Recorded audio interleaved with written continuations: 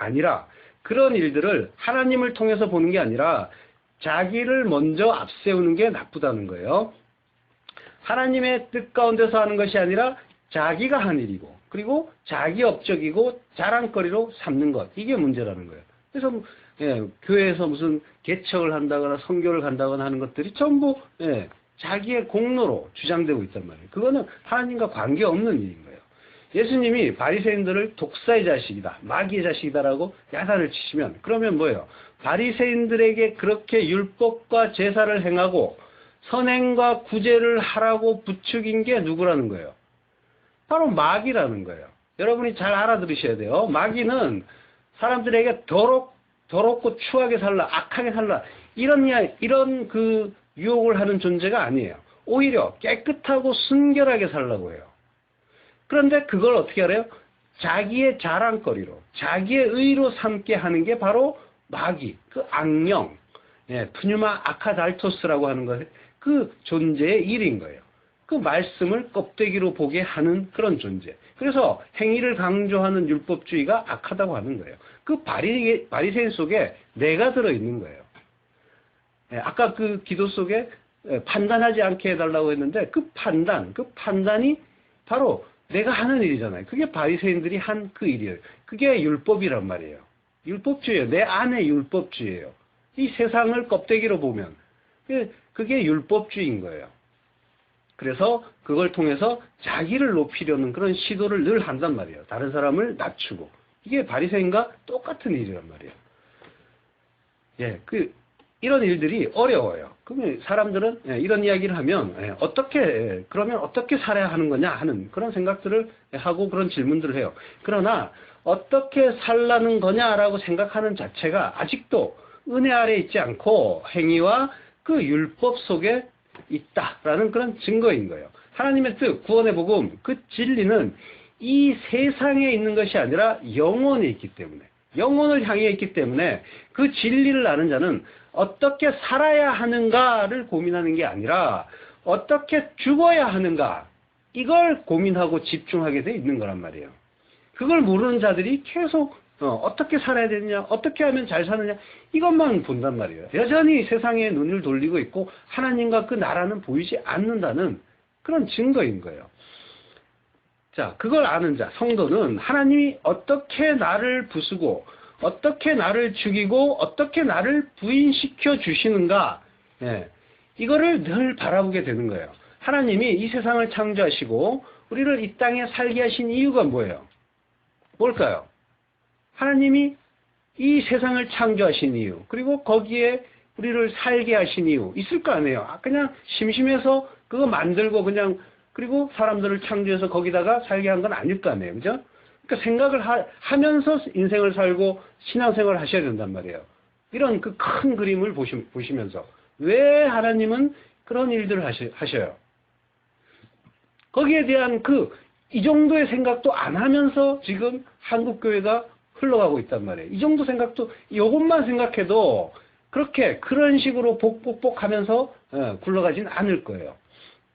자, 하나님이 이 세상을 창조하시고 그리고 인간들을 이 땅에 살게 하신 이유, 그리고 창세전에 택하신 자들에게 성령을 부으셔서 그들을 깨닫게 하시고 건져내시는 그 이유가 뭐예요?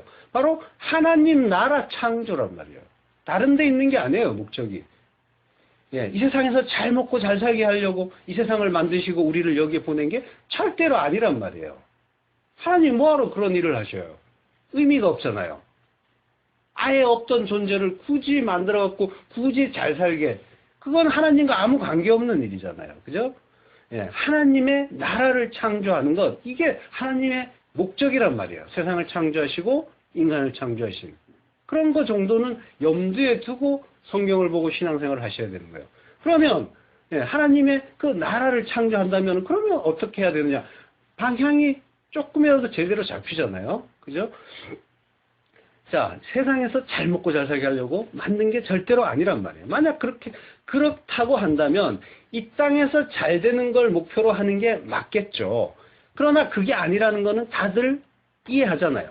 만약 그렇다면, 만약 이 세상에서 잘 먹고 잘 살게 하는 것, 그의 피조물들이 잘 먹고 잘 살게 하는 게 하나님의 뜻이라면, 그러면 이 세상에는 죽음이 없어야 돼요. 근데 인간은 반드시 죽는 거고, 태어난 것들은 다 죽게 되어 있는 거고, 그 멸망, 그 죽음은 뭐예요? 이 세상의 멸망의 증거고 예표인 거예요. 죽음이 이 세상의 멸망이고 끝이 있다는 증거란 말이에요. 그러면 반드시 우리는 그 죽음들을 통해서 우리는 하나님의 그 뜻에 더 집중하고, 그리고 이 세상은 반드시 끝이 있다는 걸 염두에 두고, 그리고 나의 신앙생활의 초점을 어디로 맞출 것인가, 여기에 대한 그 고민들을 하면서, 그래서 그 영원이라는 것을 바라보셔야 되는 거예요. 이 세상이 아니라 하나님의 뜻, 하나님의 나라, 그 영원한 그 나라. 이 한시적인 이 세상은 뭐예요? 모형이란 말이에요. 훈련장이란 말이에요. 단지. 그런 걸 목적으로 지어진 거지. 여기에서 뭔가 해결을 보고 뭔가를 쌓고 이루고 이거 아니란 말이에요.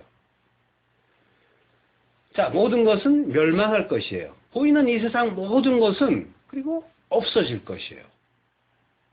그게 이해가 되셔야 되고, 그게 정말로 분명하게 다가오셔야 돼요. 성도는 이것부터 바르게 알아야 되는 거예요. 나의 한계, 우리의 한계를 아는 데서부터 믿음은 출발하는 거예요. 믿음은 거기에서 가는 거예요. 이걸 모르면은 인간은 마냥 자기가 하나님이에요. 절대로 누군가를 믿을 수 있는 존재가 안 된단 말이에요. 죽을 일이 없다고 생각하는데, 나는 멸망할 일이 없다고 생각하는데, 누구를 의지하고 한 번 더 생각해 보겠어요. 그 초월자를 절대로 생각하지 않는단 말이에요. 반드시 이게, 근데 하나님의 그 은혜가 임하지 않은 자는 또 못 알아먹어요. 끝까지 못 알아먹어요. 끝까지 죽을 때까지 자기는 안 죽는다 생각해요.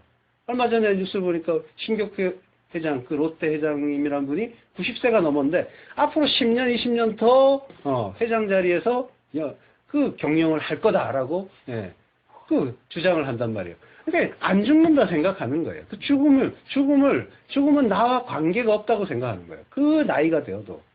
이게 택함을 받지 못한 그 인생들의 그 한계인 거란 말이에요. 성도는 바르게 하셔야 돼요. 한계. 나는 반드시 멸망할 존재다. 그걸 다른 이들의 어떤 그런 사망이나 그 죽음을 통해서 여러분은 보셔야 되는 거란 말이에요. 자, 하나님 나라를 창조하시기 위해서 이 세상과 우리를 만드셨는데, 그러면 그 다음 단계 하실 일이 뭐겠어요? 택하신 자들로 하여금 하나님이 어떤 분인지 알게 하고, 그리고 자기가 어떤 존재인지, 각각 그들이 내가 어떤 존재인지를 알게 해주시겠죠. 그래야 하나님을 믿을 수가 있고, 하나님만 전적으로 의지하는 하나님 나라를 만들 수가 있고, 그 나라의 백성이 될 수가 있잖아요. 그게 아니면 뭐예요? 하나님을 믿을 수가 없고 의지하지도 못한단 말이에요. 하나님만 절대적으로 의지하는 그런 존재가 안 된단 말이에요. 그거는 하나님과 관계없는 자란 말이에요. 자, 하나님은 여러 가지 그 선행과 구제와 경건과 각종 착한 일을 그걸로 교묘하게 감추고 있는 우리의 죄된 모습을 이렇게 여러 가지 일들을 통해서 확 휘저어요. 그래서 폭로해 내시는 거예요. 너 죄인 맞잖아. 너 의인 아니잖아. 이걸 폭로해 주신단 말이에요. 이게 하나님이 택한 백성에게 하시는 일이에요. 그때 성도는 나는 의인이 아니구나. 죄인 맞구나. 이걸 깨닫게 돼요. 성도만. 그걸 어떻게 그 일을 어떻게 하세요? 말씀을 통해서 우리에게 깨닫게 하신단 말이에요. 그게 죄에 대하여, 의에 대하여, 심판에 대하여 가르치시는 성령의 사역인 거예요. 하나님은 우리가 여러 가지 행위로 엉터리 옷, 그 무화과 나무 이파리로 그럴듯하게 가리고 있는 우리의 본래 모습을 들춰내시는 거예요. 그래서 깨닫게 해주시는 거예요. 그래서 자기가 어떤 존재인지 알게 하고, 그걸 알 때 비로소 인간은 자기에 대한 믿음을 포기하게 되는 거예요. 그때 하나님의 은혜만을 의지하는 존재가 되어 간단 말이에요. 그 전까지는 인간은 항상 자기가 최고예요. 자기만 또 의로워요. 이런 착각을 하면서 살아요. 그래서 항상 자기를 통해서 세상과 타인을 바라보고, 그리고 판단을 하고, 그 판단의 기초에서 정죄를 하게 돼요. 자기가 재판장이에요. 그 율법의 선악 판단의 재판장이란 말이에요. 그래서 모든 사건을 보면은 비판이 나가요. 판단이 나가고 비판이 나가요. 그 중심에는 나는 의롭다. 의로운 내가 굳건하게 자리 잡고 있단 말이에요. 이걸 분명하게 아셔야 됩니다. 그 전혀 의롭지 않은 내가 의로운 척하고 있는 것, 이걸 하나님이 깨닫게 해주시는 거란 말이에요. 근데, 그거 깨닫기 이전의 그 상태, 그게 율법의 상태인 거예요. 넌 왜 그렇게 사는 거야? 너는 왜 그렇게 했어? 너 행위는 틀렸어. 내가 가르쳐 주는 대로 해야 옳은 거야. 이게 하나님처럼 된 인간들이 인생 속에서 날마다 하는 그런 일이잖아요. 나는 옳고 너는 틀렸다. 그러니 내 말 들어라. 자기가 어떤 존재인지 모르기 때문에 그러는 거예요. 그렇게 지적하고 비판하면, 그러면 그걸 들은 사람이 돌아와요? 안 돌아오죠. 오히려 엇나가는 게 죄인들의 속성이란 말이에요. 다 하나님인데, 모두가 하나님인데 누가 누구 말을 듣겠어요? 자기는 항상 자기에게서 의로운 존재예요. 도둑질을 해도 살인을 해도 항상 이유를 달고 정당성을 부여하는 게 인간이에요. 나는 이거 훔치지 않으면 우리 가족 굶어. 저놈은 죽을만 하니까 죽어야 되는 거야. 이렇게 정당성, 자기의 의를 잃지 않기 위해서 뭔가 이유를 만들고 근거를 댄단 말이에요. 그렇기 때문에 자기의 옳음을 누군가가 비판하고 공격하면 그거는 견딜 수가 없는 일이 되는 거예요. 내가 하나님인데 감히 누가 나를 비판해. 나는 절대로 너의 비판 못 들어주겠다 하는 거예요. 그래서 타인의 비판을 수용할 때 그는 뭐예요? 자기가 옳지 않다는 걸 인정하게 되는 거죠. 그러면 그거는 자기를 부인하는 일이란 말이에요. 자기의 부정, 자기의 어떤 존재 이유를 부정하는 그런 일이 되는 거예요. 그게 인간, 그 죄인들의 속성이에요. 그래서 별거 아닌 일에도 10원짜리 고스톱을 치다가도 사람이 죽어가잖아요. 농약을 먹여서. 사람이 그렇게 죽어간다니까요. 돈이 문제가 아니었잖아요. 자존심이 문제고 자기 어떤 그런 명예가 문제였고 기분이 문제였죠. 자, 제가 팁을 하나 드리자면은 웃긴 게 그렇게 각자가 하나님처럼의 그 삶을 살기 때문에 비판을 하기보다는 오히려 칭찬을 해주면 인간들은 말을 또 잘 들어요. 더 어떤 인간이든지 뭔가 장점은 하나씩 있기 마련이기 때문에 그 부분을 찾아서 칭찬을 해주는 거예요. 여기서 중요한 건 막연하게 칭찬하는 게 아니라 장점을 콕 집어서 정확하게 칭찬을 해줘야 되는 거죠. 당신 참 창의력이 좋군요. 뭐 끈기가 좋군요. 섬세하군요. 뭐 이러면서. 그러니까 인간은 뭐예요? 자기를 옳다고 인정해 주는 자에게 부드러워지게 되어 있어요. 자기를 인정해 준 이에게 잘못해서 그 인정이 철회가 되면 그럼 그거는 자기에게 손해니까 자기의 옳음이 계속 유지가 돼야 되니까 인간은 자기를 칭찬해 주는 자에게 호감을 갖고 친밀한 감정을 느끼게 되는 거란 말이에요. 학창시절에 선생님의 칭찬 한마디가 그 학생의 어떤 평생의 격려가 되기도 하는 게 바로 그런 이유인 거예요.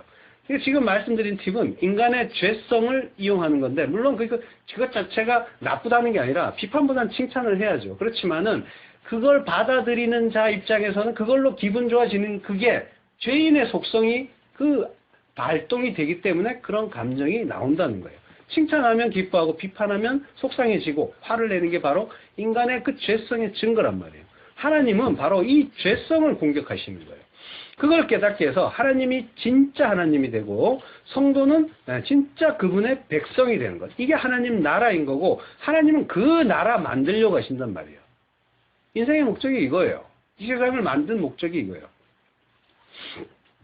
그리고 하나님은 전지전능하세요. 하나님의 말씀은 곧 완성이란 말이에요. 여기에는 의심이 있을 수가 없는 거예요. 빛이 있으라 라고 말씀 한마디 하시면 빛은 있어야 되는 거예요. 그래서 빛이 생겼어요.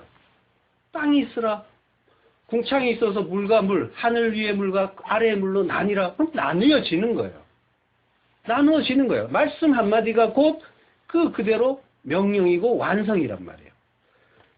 그러면 하나님 나라, 천국은 어떻겠어요? 생각을 해보시란 말이에요. 천국은 이미 완성되어 있단 말이에요. 묵시 속에서. 하나님의 이 영혼의 세계에서, 그 묵시의 세계에서.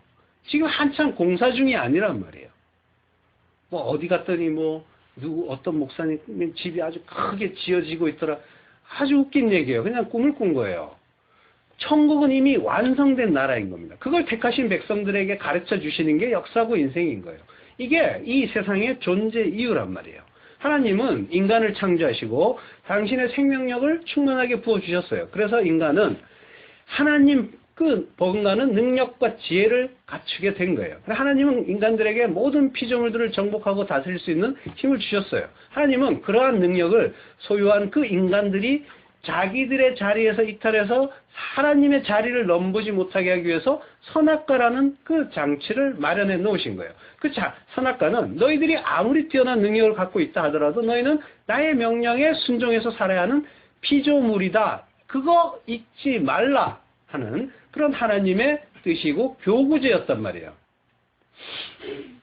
그런데 인간들이 그 힘을 가지고 자기의 자리를 떠나서 하나님의 자리로 옮겨가려고 했죠. 그렇게 피조물들이 원래 있어야 할 자리를 떠나서 하나님의 영역으로 침범해 들어가는 걸 교만이라고요. 휘브리스, 교만이라고 합니다. 인간들이 교만에 의해서 종의 자리에서 왕의 자리로 옮겨가고자 시도를 하는 거예요. 그리고 그렇게 하면서 하나님마저도 종처럼 부리는 거예요. 종처럼 여기면서 부려요. 자기들의 그 하나님 자리, 왕의 자리를 지키기 위해서 하나님 이거 해주세요. 이거 들어주셔야 돼요. 이거 안 들어주시면 저 큰일 납니다. 이러면서 그러면 자기가 뭔가를 그 종처럼 부리는 그 하나님에 의해서 뭔가를 이루고 그걸 하나님께 영광으로 좀 나눠주겠다 하는 게 인간들의 시도란 말이에요. 이게 하나님을 종처럼 여기는 일인 거예요. 알고 보면. 그러니까 자기가 주체예요. 인생의 주체가 자기란 말이에요. 그리고 하나님은 객체고 주인이에요. 이게 죄인들의 모습이에요. 그래서 하나님은 당신의 아들을 보내서 그들 중에 있는 그 창세전에 택함을 받은 그 백성들을 다시 당신의 그 명령에 순종하는 하나님 백성의 자리로 불러내시는 거예요. 이게 구원이에요. 그러니까 구원이라는 건 그 백성의 그 자리에서 왕의 자리, 원래 하나님의 백성의 자리에서 왕의 자리로 옮겨간 그 죄인들을 다시 하나님 백성의 자리, 종의 자리, 그 자리로 끌어내려서 하나님께 무릎 꿇고 복종하는 자로 만들어내는 것, 이게 구원이란 말이에요. 하나님처럼 높아지게 만드는 건 그건 구원이 아니에요. 그건 저주라고 하는 거고, 진짜 구원은 하나님의 그 종의 자리, 원래 자리, 백성의 자리, 피조물의 자리, 그 자리를 깨닫게 해서 그 자리로 내려가게 만드시는 거예요. 그래서 복이라고 하는 그 복을 축복하다라는 그 말, 그 바라크라는 말이 무릎을 꿇다 찬양하다 이런 뜻이란 말이에요. 그걸 우리 성경에서 축복하다라고 했는데 그 말의 원래 뜻은 무릎을 꿇다 축복하다예요. 무릎을 꿇다 찬양하다예요. 그러니까 하나님 앞에 피조물이 자기 자리 깨닫고 무릎을 꿇는 거예요. 순종의 자리로 내려가고 그 하나님을 찬양하는 것. 이게 원래 복이라는 거예요. 피조물에. 그래서 창세기에서부터 요한계시록에 이르기까지 선포되는 그 하나님의 언약이 한마디로 요약하면 나는 너의 하나님이 되고 너는 나의 백성이 되리라. 그 말씀이라는 거예요. 이거잖아요. 따라서 이 역사의 결론은 하나님이 타락한 그 당신의 그 택한 백성들을 구원해 내셔서 다시 원래 자리로 돌아가게 하시고 당신이 그들을 다스리는 하나님으로 제자리를 잡는 것. 그게 역사의 결론이란 말이에요. 이 세상은 그걸로 완성되고 그리고 끝나는 거예요. 그래서 그 일이 끝나면은 여기는 더 이상 필요 없는 곳이란 말이에요. 그 일이 택한 자들이 다 올라가면 마지막 한 명까지 다 올라가면 여기는 무슨 의미가 있겠어요. 그때 구름과 함께 구름 타고 오시는 하나님, 구름과 함께 오시리라고 하는데 구름 타고 오신다고 하는데 구름과 함께요. 구름과 함께 오시는데 그 하나님, 그 예수님을, 예수 그리스도를 내가 눈으로 목격하게 되면 나는 뭐예요? 심판받는 자, 멸망하는 자인 거예요. 하나님, 예수 그리스도는 내 안에 있으셔야 된단 말이에요. 나는 그 하나님이 내 안에 계셔서 내가 완성된 하나님 나라로 이루어져야 되는 거지. 그래서 내 안에 계셔야 되는 거지. 만약에 밖에서 하나님이 오시면은 나는 심판받을 존재인 거란 말이에요. 요한계시록 21장 3절. 내가 들으니 보좌에서 큰 음성이 나서 가로되 보라 하나님의 장막이 사람들과 함께 있음에 하나님이 저희와 함께 거하시리니 저희는 하나님의 백성이 되고 하나님은 친히 저희와 함께 계셔서 모든 눈물을 그 눈에서 씻기심에 다시 사망이 없고 애통하는 것이나 곡하는 것이나 아픈 것이 다시 있지 아니하리니 처음 것들이 다 지나갔음이로라. 예, 인간들이 하나님의 자리에 앉아서 내 인생은 나의 것이라고 하면서 스스로 자기들의 그 행복을 찾겠다고 열심히 살아요. 그런데 그들의 인생에 그 열매로 맺히는 게 뭐라는 거예요? 눈물이고 사망이고 애통이고 통곡이고 아픔이라는 거예요. 고통이라는 거예요. 그거밖에 없다는 거예요. 하나님 없이 사는 인생의 결론은 그거예요. 하나님은 그러한 그 사망과 사망의 증상으로부터 그들을 구원해 내시기 위해서 하나님의 그 아들을 보내셔서 그들을 다시 당신의 백성으로 그 자리로 불러내시는 거란 말이에요. 그게 에클레시아, 교회, 불러낸 자라고 하는 거예요. 어디서 불러내요? 애굽이라고 하고 바벨론이라고도 하는 이 세상에서 불러내는 거예요. 그때 여전히 그 보이는 이 세상의 미련을 가지고 여기에서 어떻게 힘 좀 쓰는 자, 높아지는 그 길을 찾고 있다면 이게 무슨 불러낸 자겠어요? 불러낸 자가 아니라 그는 그냥 세상에 속한 자인 거예요. 그러므로 성도가 이 땅에서 해야 할 유일한 일은 이 세상의 주인의 그 자리에서 내려와서, 이 세상의 주인이란 건 내가 나의 주인이라는 얘기죠. 내가 나의 그 주인, 나의 하나님의 그 자리에서 내려와서 하나님의 말씀에 온전히 순종하는 하나님의 백성이 되는 거예요. 이게 성도가 할 유일한 일인 거예요. 뭐 거창한 거 아닌 거 아니란 말이에요. 그런데 그 일을 또 누가 하시냐면 예수님께서 모두 완성해서 선물로 주시겠다고 하는 거예요. 그래서 어떻게 해요? 예수님이 먼저 띠를 띠고 종이 되어서 섬기는 모습, 오늘의 그 본문의 그 모습을 먼저 보여주시는 거란 말이에요. 자, 1절, 그 본문 1절을 보면 6월절 전에 예수께서 자기가 세상을 떠나 아버지께로 돌아가실 때가 이른 줄 아시고 세상에 있는 자기 사람들을 사랑하시되 끝까지 사랑하시니라. 이 구절. 근데 이 구절 바로 앞에서 예수님이 무슨 말씀하시냐면요. 요한복음 12장 46절에서 7절이에요. 나는 빛으로 세상에 왔나니 무릇 나를 믿는 자로 어둠에 거하지 않게 하려 함이로라. 사람이 내 말을 듣고 지키지 아니할지라도 내가 저를 심판하지 아니하노라. 내가 온 것은 세상을 심판하려 함이 아니요 세상을 구원하려 함이로라. 지금 무조건적인 선택과 은혜를 말씀하시죠. 뭘 해야 구원이다 라고 하는 게 아니에요. 사람이 내 말을 듣고 지키지 아니할지라도 내가 심판하지 않겠다라고 하는 거예요. 지킨다는 말은 항상 간직하다는 말이에요. 율법을 지켜서 행하는 걸 말하는 게 아니라 마음에 간직하는 것, 이게 지킨다는 의미예요. 예수님이 세상을 심판하러 오신 게 아니라 구원하러 왔다고 하시죠. 그러면 모든 사람들이 심판받지 않고 구원받나요? 무릇 나를 뭐라고 하세요? 믿는 자로 어둠에 거하지 않게 하려 함이로라 하시죠. 그러니까 뭐예요? 나를 믿는 자, 그만 구원받는 거예요. 그러니까 근데 그는 뭐예요? 잘한 게 없어요. 은혜로 구원해 주신단 말이에요.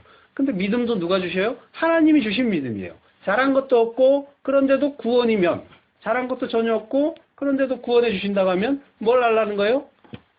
은혜 하려는 거죠. 잘한 게 전혀 없는데 내가 구원을 받았다면 그 은혜, 하나님의 뜻은 항상 이거란 말이에요. 은혜 알아라. 그래서 하나님만 찬양하는 자, 하나님만으로 기뻐하는 자, 그를 만들려고 이렇게 좀 힘들다면 힘든 이 인생, 광야 40년을 허락하신 거란 말이에요. 그러니까 성경은 항상 우리의 어떤 행위를 요구하는 게 아니라 하나님이 다 하시는 그 은혜, 다 하시는 그 일에 그 은혜 알라고 하는 거란 말이에요. 그러나 하나님처럼 된 인간들이 그래도 뭐 내가 뭔가 잘해서 좀 보태서 내가 뭔가 특별한 존재라서 구원을 받는 거고, 그러니까 하나님이 기뻐하실 뭔가를 좀 해드려야 하지 않겠는가라고 착각을 하는 거예요. 그래서 뭔가 열심을 내는 거예요. 이게 두려움이에요. 하나님의 그 뜻을 모르니까 수고하고 무거운 짐지고 열심히 달려보는 거예요. 도에 지나게 이렇게 열심히 했으니까 충분히 들어가겠지 하는 그런 기대를 가지고, 하나님 뜻을 모르면 열심히 열을 내는 거예요. 그 뜨거움이 결국은 그 지옥의 뜨거움이 되는 거예요. 자, 이게 그 열심히 또 알고 보면은 하나님을 바라보지 못하고 자기를 바라보는 그런 일인 거예요. 바로 앞에서 제자들이 어떻게 했는지 보세요. 누가복음 22장 24절, 이게 병행 구절인데 그 사건인데 여기에서는 이런 사건이 기록되어 있어요. 누가복음 22장 24절 또 저희 사이에 그중 누가 크냐 하는 다툼이 난지라. 예. 오늘 본문과 같은 그 사건을 기록하고 있는 곳인데 예. 제자들 간에 큰 다툼이 났다는 걸 알 수가 있어요. 무슨 싸움이에요? 누가 더 잘났냐? 누가 더 높으냐? 지금 그런 싸움이에요. 근데 이 싸움이라고 돼 있는, 다툼이라고 돼 있는 필로네이키아라는 말은 다툼을 좋아함, 싸움에 대한 사랑, 이런 말이에요. 이 필로라는 말이 그 앞에 필로라는 말이 필로스, 그게 사랑이란 말이에요. 애정, 뭐 그런 말이에요. 그러니까 싸움이라는 말이 그 여러 가지가 있어요. 헬라어에는 뭐 아곤도 있고 아들레시아, 플로메스 뭐 이런 말들이 많이 있는데 여기에서 굳이 필로네이키아라는 말을 쓴 건 의미가 있는 거예요. 이 말은 뭐냐면 예, 인간들은 누가 더 크냐, 그 싸움에 대한 그 사랑, 누가 더 크냐, 누가 더 잘났냐, 누가 더 의로우냐 하는 이런 싸움을 즐긴다는 거예요. 그래서 예, 다툼의 내용을 한번 살펴보세요. 거의 다 이런 식이에요. 그걸 즐겨요.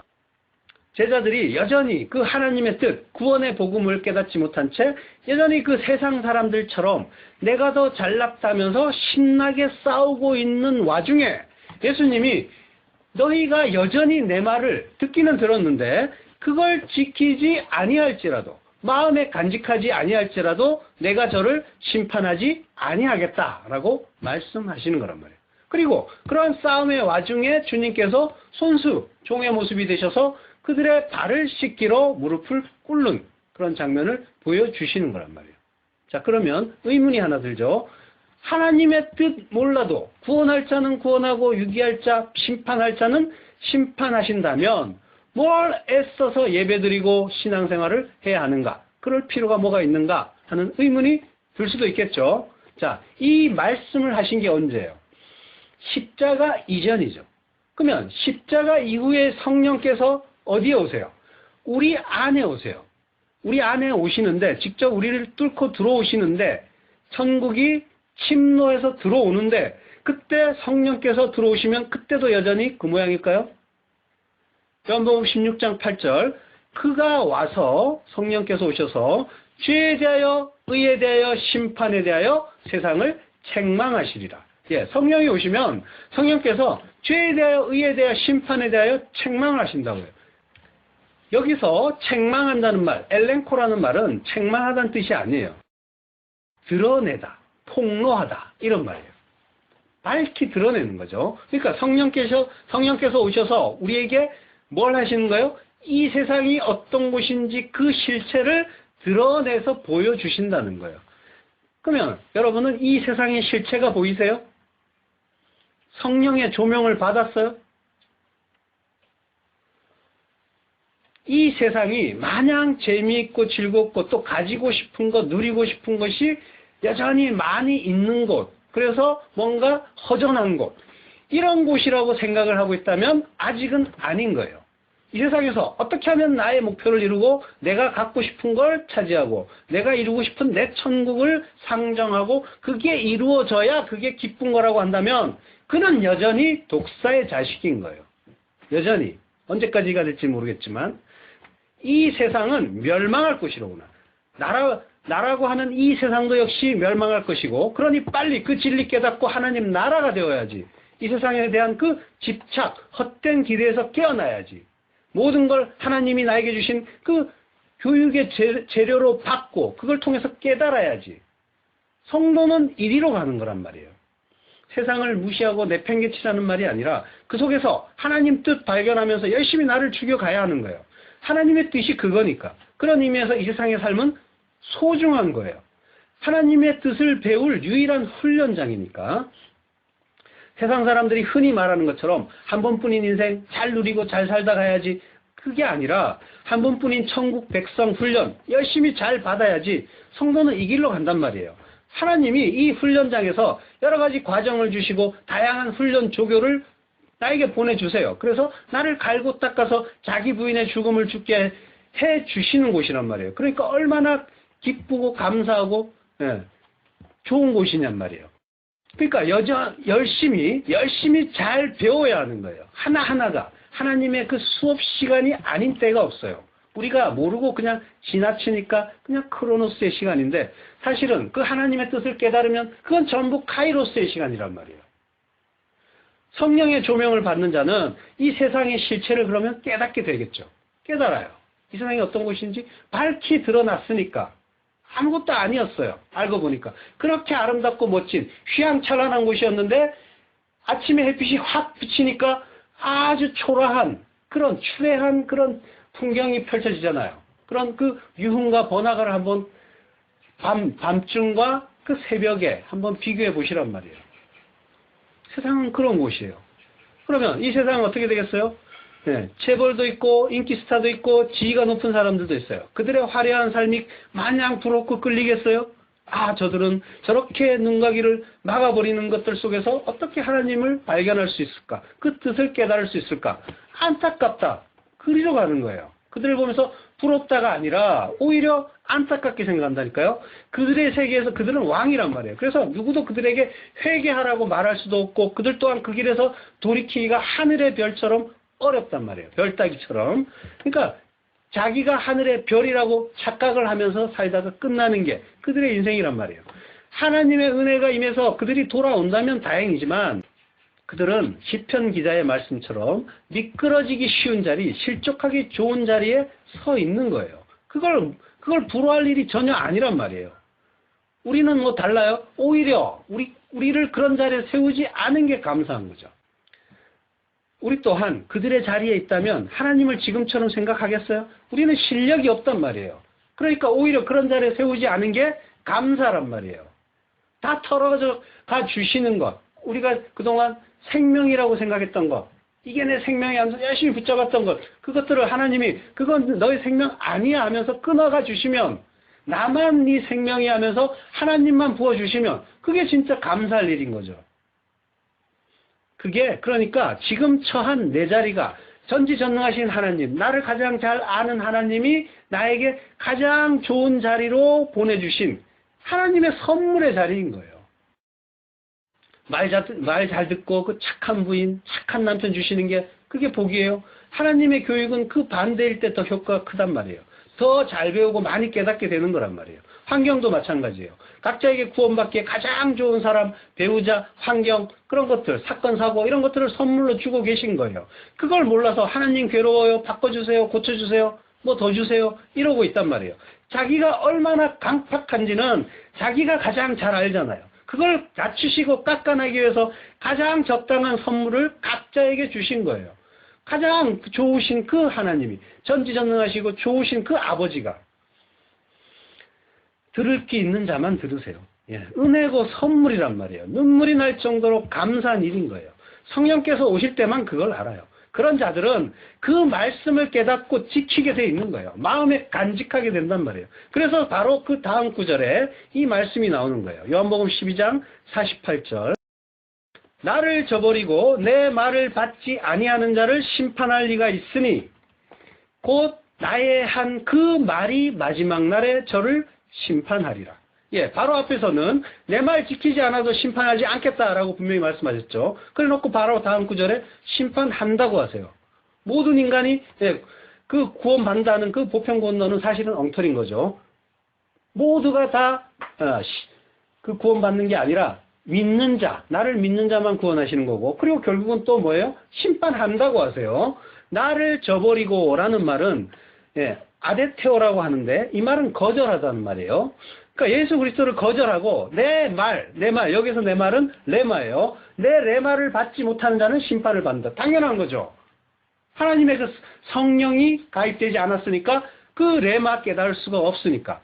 그러니까 심판을 받겠죠. 근데 뭐가 심판한대요? 나의 한 그 말, 로고스가 심판한다고 하죠. 마지막 날에. 그 로고스예요. 이 말은. 그러니까 예수님의 말씀을 레마로 받지 못하고 로고스에 머물러 있으면 하나님과 그 뜻을 껍데기로 여전히 보고 있으면 이 세상을 여전히 그저 보이는 이 세상으로 보고 있으면 이 세상에서 만난 그 부모, 형제, 자녀, 남편, 아내, 그 우주 만물 모든 사건들을 그저 그 보이는 그대로 껍데기로 그 자체로 보면서 애명글면하고 있으면 그걸 구원의 복음으로 깨닫지 못하고 있으면 그가 심판받는다는 거예요. 말씀 그 자체가 그것이 그 껍데기인 로고스가. 그 껍데기, 로고스가 주어란 말이에요. 로고스가 심판을 해요. 로고스에서 심판을 받는단 말이에요.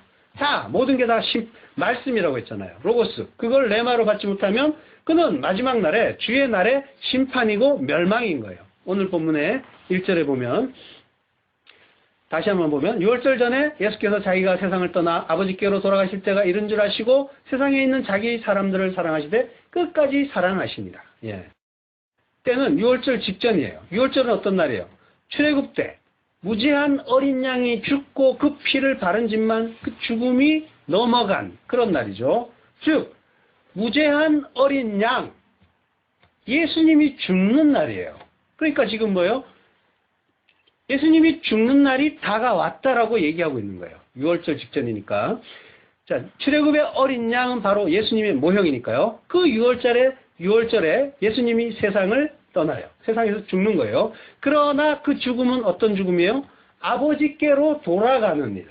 예, 성도는 죽음이라는 말씀에서 부활과 하나님 나라로의 그 복귀라는 그 레마를 보는 자인 거예요. 죽음 하면은 누가 죽었구나 슬프다. 거기에 머무는 게 아니란 말이에요. 말씀을 껍데기로 보면 심판이라니까요. 그 껍데기인 말씀에서 심판받는단 말이에요. 돌아간다라는 말은 성도에게 기쁘고 감사한 말이 되어야 해요. 멸망한다, 음부로 내려간다가 아니라 하늘로 돌아간다라니까요. 죽음이란 무엇인가 하는 그 시간을 우리가 공부했잖아요. 죽음은 끝이 아니라 영혼으로 가는 문이란 말이에요. 이미 다나토스, 자기 부인의 죽음을 죽은 자에게는 더 이상의 죽음이 없단 말이에요. 고린도전서 15장 55절 사망아 너의 이기는 것이 어디 있느냐? 사망아 너의 쏘는 것이 어디 있느냐? 이 말씀은 마치 사망을 조롱하는 것처럼 보여요. 사망아, 여기에서 사망은 다나토스예요. 자기 부인의 죽음이에요. 너의 이기는 것, 니코스, 그 이김, 승리는 어디 있느냐? 사망아, 너의 쏘는 것은 어디 있느냐? 쏜다고 하면 막 벌이 쏘듯이 괴롭게 고통을 주는 것이 아니라 쏜다는 말은 켄트론이라고 하는데 막대기로 찌르는 걸 얘기해요. 우리의 경우, 우리나라 같은 경우 서당에서 글을 가르칠 때 회초리로 종아리를 쳤죠. 이게 훈육의 방법이었다면 이스라엘 사람들은 막대기를 뾰족하게 해서 그걸로 콕콕 찔렀어요. 이걸 쏜다고 하는 거예요. 그러니까 그러면 쏘는 것이 뭐냐라는 말은 무슨 말이냐면 네가 가르치는 게 뭐냐라는 그런 의미인 거예요. 그러니까 다나토스의 죽음, 자기 부인의 죽음은 뭘 가르쳐줘요? 바로 다음 구절 고린도전서 15장 56절인데 사망에 쏘는 것은 죄요. 죄의 권능은 율법이라. 예. 사망에 쏘는 것은 죄라고 해요. 그러니까 사망이 가르치는 것은 다나토스, 자기 부인의 죽음이 가르치는 것은 죄란 말이에요. 그 죄는 하마르티아, 관역이 빗나갔다는 건데 원죄를 말하는 거예요. 방향이 틀렸다는 거예요. 하나님이 아니라 자기를 목표로 설정하는 게 죄의 근본이죠. 그래서 죄의 권능은 율법이다라는 말씀이 뒤에 따라 나오는 거예요. 율법이 뭐예요? 자기와 자기 이익을 중심으로 뭐든지 하나님 말씀까지도 판단하면서 스스로 하나님 노릇하는 것. 이게 율법이잖아요. 자기 부인의 그 죽음이 그 죄를 깨닫게 한다는 거예요. 그리고 다나토스가 이기는 것. 니코스는 어디 있어요? 바로 다음에 고린도전서 15장 57절. 우리 주 예수 그리스도로 말미암아 우리에게 이김을 주시는 하나님께 감사하노니. 예. 십자가를 통과한 그 예수님인 예수 그리스도란 말이에요. 그냥 예수님이 아니라 예수 그리스도. 원어는 그리스도 예수예요. 그리스도인 예수. 항상. 자, 그리스도이신 예수께서 그로 말미암아 우리에게 승리를 주는 거란 말이에요. 그러면 무엇이 승리예요? 니코스? 세상을 이기고 정복하고 높이 올라가면 승리인가요? 아니죠. 대부분의 기독교가 그렇게 가르치죠. 성공해서 높이 올라가서 하나님께 영광 돌리자. 성경은 그렇게 얘기 안 한단 말이에요. 세상을 이긴 이김은 이것이니 우리의 믿음이니라. 믿음이죠. 믿음이 이긴단 말이에요. 그러니까 믿음으로 세상을 이기고 정복한다는 얘기가 아니라 세상을 이긴 증거가 바로 믿음이라는 말이에요. 믿음 자체가 최종의 목표점이고 결과물이지 그걸로 또 뭔가를 이루고 세상에서 증명해야 되는 게 아니란 말이에요. 자, 출애굽기에서 6월절에 어린 양이 죽고 그 피를 그의 집에 바른 자만 살았어요. 그러면 6월절 어린 양인 그 예수님이 죽으시면 어떻게 해야 살아요? 우리는 어떻게 해야지 그걸 살게 돼요? 그 집, 그 성전, 집은 성전이잖아요. 성전, 내 안에 피를 발라야 살겠죠. 집은 항상 성전을 얘기한단 말이에요. 내 안에 피를 발라야. 내가 뭘 잘한 게 있는 게 아닌데, 그 이스라엘 사람들의 그 안에는 도둑놈도 있었고 사기꾼도 있었고 살인자도 있었는데 피를 발랐더니 다 살았단 말이에요. 그것처럼 뭘 잘해서가 아니라 내 안에 나라고 하는 그 성전에 피를 바르면 살게 되겠죠. 피는 또 뭐예요? 피는 생명이죠. 피는 생명이고 피는 물이에요. 물은 말씀이고 성령이란 말이에요. 물 세례는 성령 세례의 모형이에요.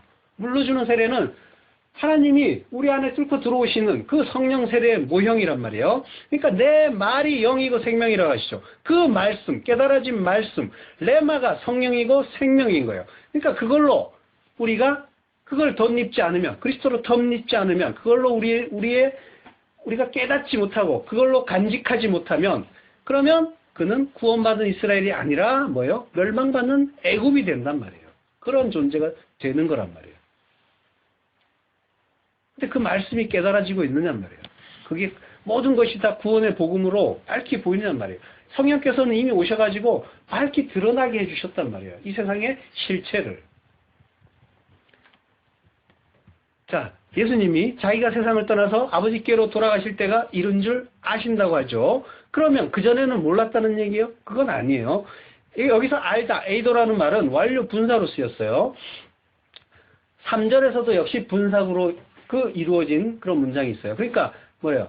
이미 예수님은 다 알고 계셨다는 거예요. 그 당신의 권위, 신적 기원, 그리고 장래의 그 영광에 대해서 완벽하게 알고 계셨어요. 그럼에도 불구하고 자기를 죽이려고 하는 원수들을 위해서 십자가를 지시는 거예요. 이걸 강조하기 위해서 그 완료 분서, 에이도의 그 완료 분사가 1절과 3절에 반복적으로 쓰이는 거예요. 이미 알고 계셨다. 예. 그래서 예수님이 자기가 어떤 분이고, 그리고 어떤 자고, 그리고 어떻게 죽으실 것이고, 어떻게 하늘로 올라갈 것인지를 정확하게 알고 계셨으므로 그 백성들을 끝까지 사랑하시는 그런 그림을 가르쳐 주시는 거예요. 끝까지 사랑하시는데 세상에 있는 자기 사람들, 이디오스라고 하는데 이건 자기 자신에게 속한 것이라는 말이에요. 그러니까 세상에 들어있는 자기의 소유, 결국은 자기 백성 이게 되겠죠. 그러니까 모든 인간이 구원받는 건 절대 아닌 거예요. 이 세상 중에 있는 자기 소유의 백성만 끝까지 사랑하시는 거예요. 그래서 끝까지 사랑하셔서 성도들에게 끝까지 가르쳐 주시는 거예요. 끝까지라는 말, 텔로스라는 말은 이 텔레오에서 나온 말인데, 텔레오는 완전케 하다. 예수님이 율법을 폐하러 오신 게 아니라 완전케 하러 오셨다고 했죠. 그 완전케 하다에서 온 말이에요. 그러니까 하나님의 모든 말씀이 원래는 구원의 복음, 사랑을 담고 있었는데 선악과를 먹은 인간들이 자기 멋대로 오해한 것, 이게 율법이었죠. 근데 그걸 예수님이 완전케 한 거예요. 텔레오. 하나님의 말씀을 완전케, 온전케 하면 뭐가 돼요? 그 참 뜻, 사랑이 되겠죠. 그래서 완전하게 끝까지 사랑을 하셨다라고 하는 거란 말이에요. 이게 사랑이야. 이게 사랑이란다. 이걸 가르쳐 주시는 게 세상에 있는 자기 사람들을 사랑하시되 끝까지 사랑하시니라라는 그 말씀인 거예요. 이걸 6월절 만찬에서 보여주시는데 거기에 세족식 사건이 큰 비중으로 들어가 있는 거예요. 그러니까 거기서도 당연히 그 사랑이 가득 담겨 있겠죠. 예수님의 그 사랑, 그 십자가. 그러면 다음 시간에 구체적으로 예수님의 세족 사건을 살펴보도록 하겠습니다. 기도하겠습니다. 하나님 은혜를 감사합니다. 우리가 어떻게 하나님의 그 크고 깊은 그 사랑을 아는